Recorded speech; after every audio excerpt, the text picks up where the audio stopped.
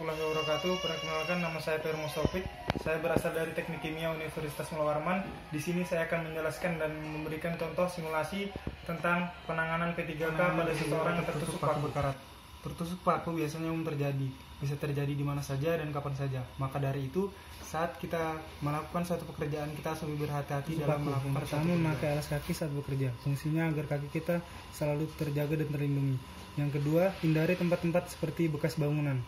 Karena pada tempat-tempat seperti bekas bangunan terdapat banyak sekali barang-barang atau benda-benda tajam yang terdapat pada suatu tempat bekas bangunan.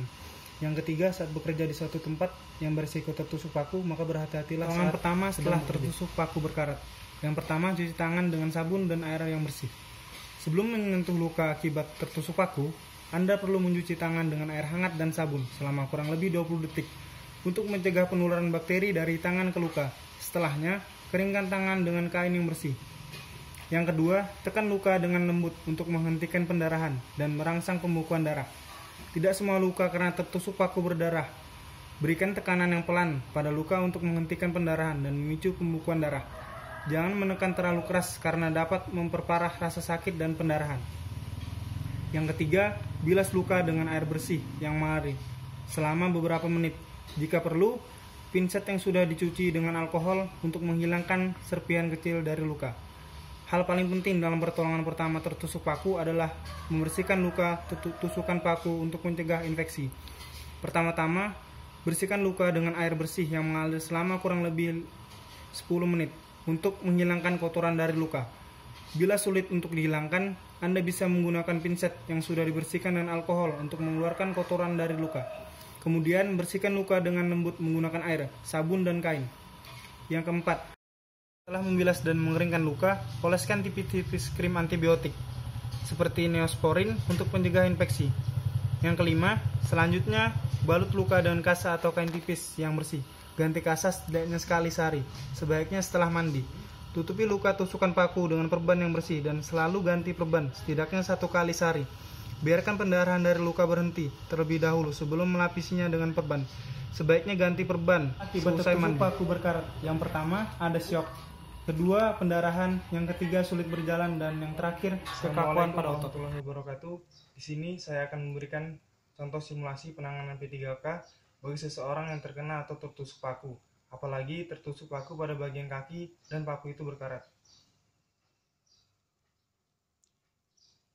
Hal yang pertama yang harus kita lakukan saat kita tertusuk paku adalah mencuci tangan terlebih dahulu menggunakan sabun agar bakteri yang terdapat pada tangan tidak menginfeksi pada bagian luka yang tertusuk paku.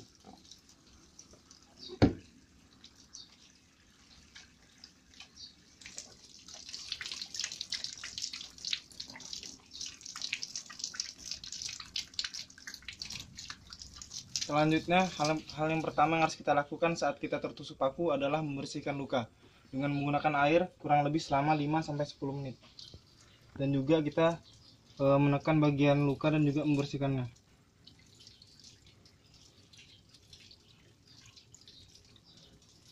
Jika luka belum sembuh, kita juga dapat membersihkannya menggunakan pinset yang sudah kita beri alkohol.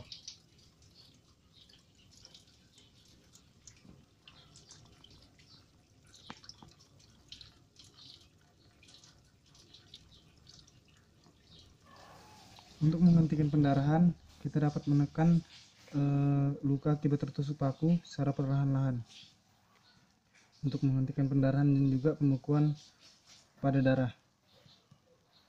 Usahakan tidak usah menekan luka akibat tertusuk paku secara keras-keras karena akan mengakibatkan sakit pada bagian kaki dan juga pendarahan. Setelah kita menghentikan pendarahan, selanjutnya kita oleskan krim antibiotik. Di sini kita bisa menggunakan betadine. Oleskan pada bagian luka yang tertusuk paku.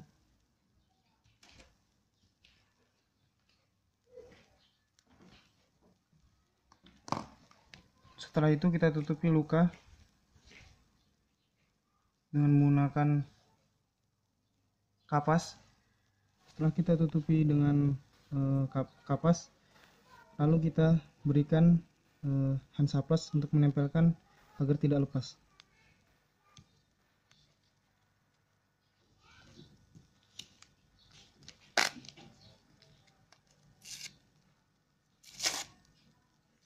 Berikan 2 Hansaplast agar kapas tidak lepas pada bagian luka akibat tertusuk paku yang kita berikan atau kita obati.